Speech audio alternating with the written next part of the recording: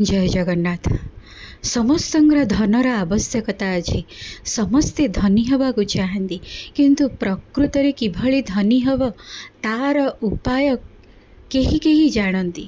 प्रकृत रे किभली आमे धनी होई परिबा।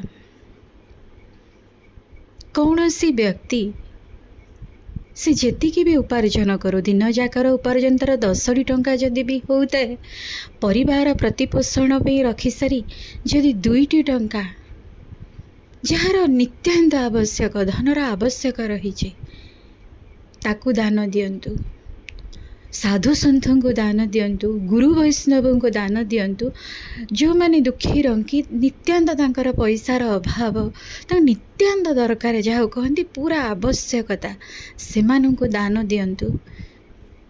किंबा कौनसी पशु पक्षी जी अत्यंत भोकिला अच्छी तांकु भी यदि 2टा टंकार खुई थे, से 2टा टंका ना 2 लक्षर काम दिए।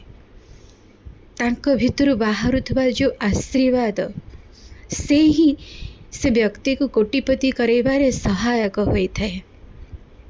तेणु दान एभली करवा उचित आ लुकायित करवा उचित, जहा फल धन वृद्धि हुए, धन क्षय हुएनी। जय जगन्नाथ, जय जगन्नाथ।